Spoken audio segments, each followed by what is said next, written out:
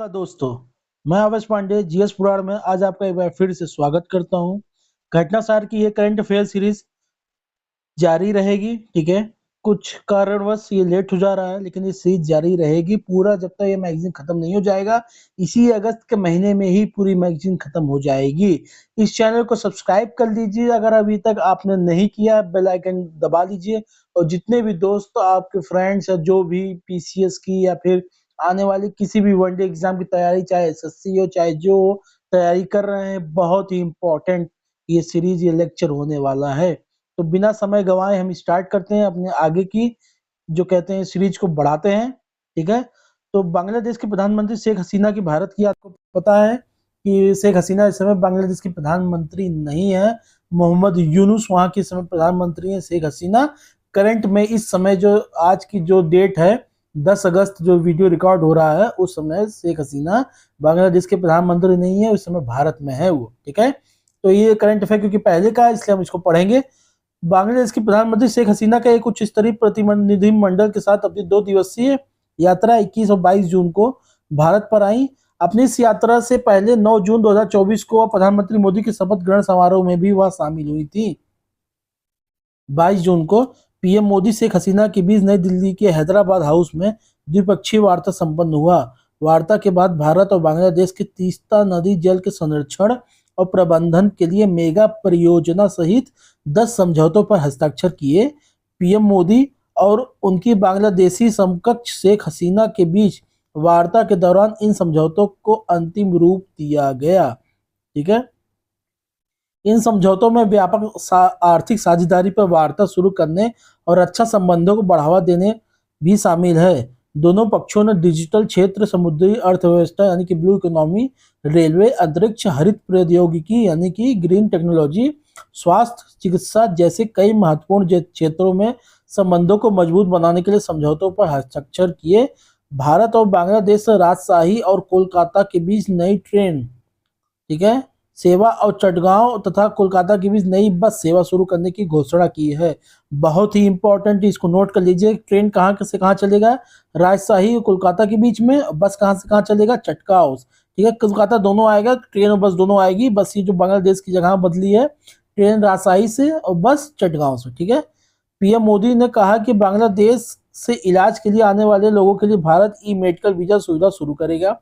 बांग्लादेश के उत्तर पश्चिम भाग के लोगों को लाभ पहुंचाने के लिए भारत ने रंगपुर में नया सहायक उच्चायोग खोलने का निर्णय लिया है। इस अवसर पर दोनों देशों ने हरित साझेदारी के लिए साझा दृष्टिकोण को अंतिम रूप देने वाले दस्तावेज भी हस्ताक्षर किए। महत्वपूर्ण समझौते क्या क्या हुए हैं? भारत बांग्लादेश ने डिजिटल साझेदारी के समझौतों पर हस्ताक्षर किए।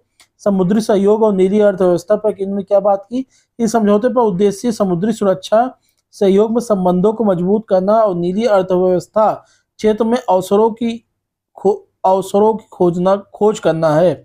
समझौतों में स्वास्थ्य और चिकित्सा पर सहयोग को नवीनीकृत किया गया। अंतरिक्ष प्रौद्योगिकी और उपग्रह संचार में सहयोग बढ़ाने के लिए इन स्पेस और बांग्लादेश के आईसीटी और दूरसंचार मंत्रालय के बीच समझौता हुआ। ये इन स्पेस क्या है, इसको आप ऐसे देखते हैं लिखा रहता है। ठीक है, इन स्पेस, ये ठीक है, ये कमर्शियल विंग है इसरो का। इसरो का क्या है? कमर्शियल विंग है। ठीक है, भारत और बांग्लादेश के रेल मंत्रालय के बीच रेलवे संपर्क बढ़ाने और सीमा पर परिवहन को सुगम बनाने के उद्देश्य से समझौता पर ज्ञापन हस्ताक्षर किया गया। समुद्र विज्ञान में संयुक्त अनुसंधान और अन्वेषण को बढ़ावा देने के लिए समुद्र विज्ञान में सहयोग पर समझौता हुआ। आपदा प्रबंधन रणनीतियों और तन्यकता प्रयासों को मजबूत करने के लिए समझौता और ज्ञापन पर नवीनीकरण किया गया। ठीक है, मत्स्य पालन में सहयोग के लिए, देखिए ये मत्स्य पालन की बात है। मत्स्य पालन में सहयोग के लिए भी दोनों पक्षों में समझौता हुआ। डीएसएससी रक्षा सेवा स्टाफ कॉलेज वेलिंगटन और डीएससी रक्षा सेवा कमान और स्टाफ कॉलेज मीरपुर जो रक्षा के क्षेत्र में सैन्य शिक्षा और रणनीतिक अध्ययन सहयोग को बढ़ावा देगा। कोझिकोड थोड़ा दे रखा है। कोझिकोड जो कहाँ पे? केरला में है। भारत का पहला यूनेस्को साहित्य शहर। तो कोझिकोड केरला का है। ठीक है, तो ये कहाँ पे है ये क्या बना है, पहला लिटरेचर सिटी, और पहला जो है म्यूजिक सिटी कौन सा माना गया है, वो है आपका कौन सा, जहाँ पे तानसेन का जन्म हुआ था, ग्वालियर। ठीक है, इन दोनों शहर को यूसीसीएन में शामिल किया गया था। कहाँ शामिल किया गया, यूनाइटेड नेशंस क्रिएटिव सिटी में। ठीक है, UNESCO creative city network, UCC देखिए लिखा हुआ ना, देखिए यूसीसी।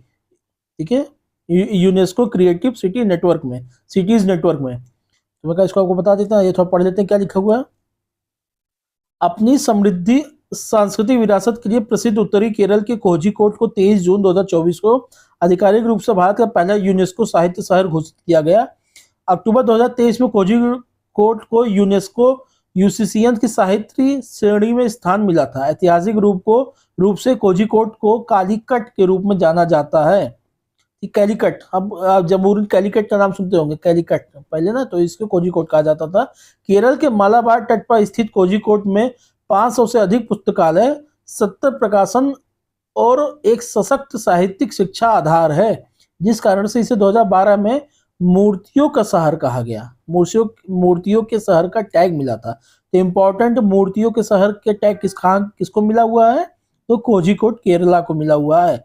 ठीक है, लोक परीक्षा अनुचित साधन रोकथाम अधिनियम 2024 लागू हो चुका है। केंद्र सरकार ने लोक परीक्षा अनुचित साधन रोकथाम अधिनियम 2024, जो पेपर लीक होता है ना, उससे संबंधित है, ये को लागू कर दिया। इस संबंध में 21 जून 2024 को अधिसूचना जारी की गई। यह कानून इसी 6 फरवरी को लोकसभा और 9 फरवरी को राज्यसभा में संसद में पारित हुआ था तथा राष्ट्रपति द्रौपदी मुर्मू द्वारा 12 फरवरी को मंजूरी प्रदान की गई थी। सरकारी परीक्षाओं में गड़बड़ी को रोकने के लिए इस कानून में 10 साल तक की कैद से लेकर 1 करोड़ रुपए के जुर्माने का प्रावधान है। सार्वजनिक परीक्षा में अनुचित साधनों का प्रयोग करने पर 3 से 5 वर्ष की सजा और 10 लाख रुपए तक जुर्माना लगाया जा सकता है।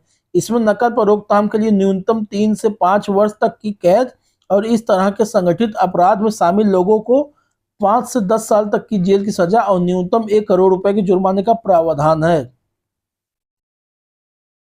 इस कानून के दायरे में यूपीएससी, एसएससी, रेलवे की ओर से आयोजित प्रतियोगी परीक्षाएं, बैंकिंग भर्ती परीक्षाएं और राष्ट्रीय परीक्षण एजेंसी यानी एनटीए की ओर से आयोजित सभी कंप्यूटर आधारित परीक्षाएं आएंगी। ठीक है, भुज की स्मृति वन भूकंप स्मारक यूनेस्को के खूबसूरत संग्रहालयों में शामिल किया गया है। कच्छ जिले में स्थित भुज के स्मृति वन भूकंप स्मारक संग्रहालय को दुनिया का 7 सबसे खूबसूरत संग्रहालयों की श्रेणी में यूनेस्को के प्रिक्स वार्सेल्स पुरस्कार में 3रा स्थान प्रदान किया गया। गुजरात के मुख्यमंत्री भूपेंद्र पटेल ने 16 जून 2024 को इसे गर्व का क्षण कहा। अपने आधिकारिक एक्स हैंडल पर, यानी ट्विटर को पहले एक्स कहा जाता था, एक्स हैंडल पर लिखा कि गुजरात और भारत के लिए गर्व का क्षण है। उन्होंने आगे कहा कि यह गुजरात के लिए गर्व की बात है कि पहली बार भारत किसी संग्रहालय को स्थानीय संस्कृति और प्राकृतिक संरक्षण की अभिव्यक्ति के लिए वैश्विक मान्यता मिली है। ठीक है, भुज के स्मृति वन भूकंप स्मारक संग्रहालय को यूनेस्को द्वारा प्रतिवर्ष घोषित वास्तुकला और डिजाइन के क्षेत्र में प्रतिष्ठित प्रिक्स वार्सेल्स पुरस्कार के तहत दुनिया के 7 सबसे खूबसूरत संग्रहालयों की सूची में शामिल किया गया है। इस संग्रहालय का डिजाइन अद्भुत है क्योंकि यह हजारों पेड़ों की हरियाली के बीच भुजियों पहाड़ियों पर बना है। भुज के स्मृति वन भूकंप संग्रहालय को चीन के चेंगडू में A4 आर्ट म्यूजियम और मिस्र के गीजा ग्रैंड इजिप्शियन म्यूजियम के बाद 3रे स्थान पर रखा गया है। सूची में अन्य संग्रहालयों में जापान के हिरोशिमा का सिमोशे आर्ट म्यूजियम, नीदरलैंड के एपेलडॉर्न का पेलिस हेट लू, ओमान के मनाह का ओमान एक्राश एजेस म्यूजियम और पोलैंड को वारसा का पोलिस इतिहास संग्रहालय शामिल है। बेसिकली ये आपको याद करने की जरूरत नहीं है। ठीक है, बस इतना जान लीजिए भुज को शामिल किया गया है। ठीक है, भुज के भूकंप संग्रहालय को शामिल किया गया। प्रधानमंत्री मोदी ने 26 जनवरी 2001 को कच्छ में आए विनाशकारी भूकंप में मारे गए लोगों की याद में 28 अगस्त 2022 को गुजरात में स्मृति वन भूकंप स्मारक का उद्घाटन किया था। स्मृति वन भुज में भुजियो पहाड़ी पर 470 एकड़ क्षेत्र में फैला हुआ है। ठीक है, इस जगह पर दुनिया का सबसे बड़ा मियावाकी जंगल है जिसे 5 लाख पेड़, 50 चेक डैम है जिसमें, ठीक है, जिन पर भूकंप के 12,932 पीड़ितों के नाम की पट्टिकाएं लगी हैं। सबसे इंपॉर्टेंट इसमें मियावाकी क्या चीज है। मियावाकी एक जंगल, ये फॉरेस्ट को, किसी जमीन को फॉरेस्ट बनाने के लिए, क्योंकि जंगल इतनी जल्दी से बनते नहीं है, जानते हैं डेजर्टिफिकेशन होता है, जो पूरा रेगिस्तान बनता चला जाता है, तो वहाँ पेड़ों को लगाना, तो मियावाकी मेथड होता है किसी को जंगल बसाने का, और ये जापान की टेक्निक है, ठीक है, जापानीज टेक्निक है। यूपीएससी ने 2022 में पूछा था मियावाकी क्या चीज है, ठीक है, तो मियावाकी जंगल इसको कहा जाता है, उसके तरीके से इसको बनाया, टेक्निक है ये, ठीक है। थोड़ा सोचा एक्सप्लेन कर दे इसको। भारत की सबसे बड़ी जलवायु घड़ी, भारत की सबसे बड़ी बड़ी जलवायु घड़ी 23 अप्रैल 2024 को वैज्ञानिक एवं औद्योगिकी अनुसंधान परिषद यानी CSIR ने पृथ्वी दिवस समारोह की एक, पृथ्वी दिवस का माना जाता है 23 अप्रैल को, एक भाग के रूप में रफी मार्ग नई दिल्ली CSIR मुख्यालय भवन में भारत की सबसे बड़ी क्लाइमेट वॉच, इसको कह सकते हैं भारत की क्लाइमेट वॉच यानी जलवायु घड़ी स्थापित की है। कहाँ पे किया गया? CSIR के मुख्यालय में, जो कि दिल्ली में है। जलवायु घड़ी एक सरल उपकरण पर केंद्रित है, एक घड़ी जो शून्य उत्सर्जन हमारी समय सीमा तक पहुंचने के लिए महत्वपूर्ण समय विंडो की गिनती करती है। प्रमुख समाधान मार्गों लाइफलाइन पर हमारी प्रगति को ट्रैक करती है। सितंबर 2020 में न्यूयॉर्क में लॉन्च के बाद से क्लाइमेट क्लॉक टीमें चियापास से कजाकिस्तान तक, कोरिया के ग्लासगो तक दुनिया के भर में सक्रिय हुआ है। और एक और, पहला एटॉमिक क्लॉक कहाँ लगाया गया था? महाकाल उज्जैन मंदिर में। पहला एटॉमिक क्लॉक कहाँ लगाया गया था? महाकाल के उज्जैन मंदिर, उज्जैन के महाकाल मंदिर में, ठीक है, महाकालेश्वर महादेव, हर हर महादेव, ठीक है। चलिए पढ़ते हैं। कश्मीर में विश्व के सबसे ऊंचे रेलवे पुल पर पूर्ण ट्रेन ट्रायल का सफल परीक्षण किया गया।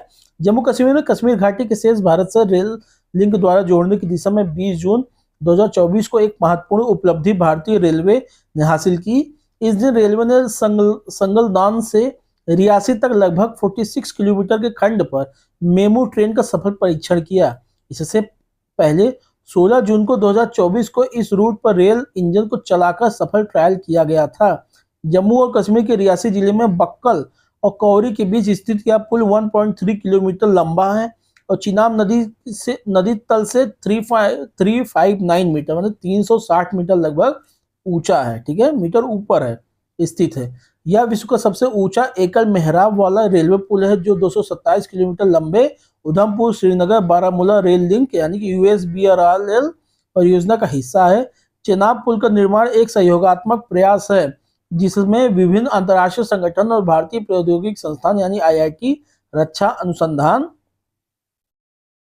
एवं विकास संगठन यानी DRDO तथा भारतीय भूवैज्ञानिक सर्वेक्षण सहित प्रतिष्ठित भारतीय संस्थान शामिल हैं।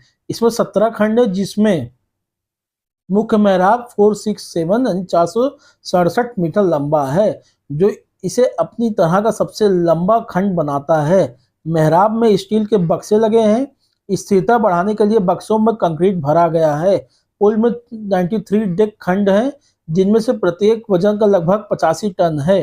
ये बहुत इंपॉर्टेंट नहीं है, लेकिन लिखा है इसलिए हम इसको पढ़ दे रहे हैं, ठीक है। इस पुल को 120 वर्ष के जीवन काल के लिए डिजाइन किया गया है। इसमें 266 किलोमीटर प्रति घंटे तक की तेज हवा की गति को झेलने के लिए डिजाइन किया गया था। साथ ही इसे विस्फोट रोधी भी बनाया गया है और यह देश के अधिकतम तीव्रता वाले जोन भूकंप 5, ठीक है, 5 भूकंप बलों को झेलने में सक्षम है। चिनाब नदी भारत और पाकिस्तान की प्रमुख नदी है, जो सिंधु नदी की सहायक नदी है। यह नदी हिमाचल प्रदेश के लाहौल और स्पीति जिलों के ऊपर हिमालय के टांडी नामक स्थान पर दो धाराओं चंद्रा और भागा के संगम से बनती है। तो आज का ये लेक्चर यही खत्म होता है। अगला लेक्चर कल तक शाम तक जरूर आ जाएगा। इस चैनल को सब्सक्राइब कर लीजिए अगर अभी तक आपने नहीं किया है, बेल आइकन को दबा दीजिए। जय हिंद, जय भारत, आपका दिन शुभ हो, मंगलमय हो।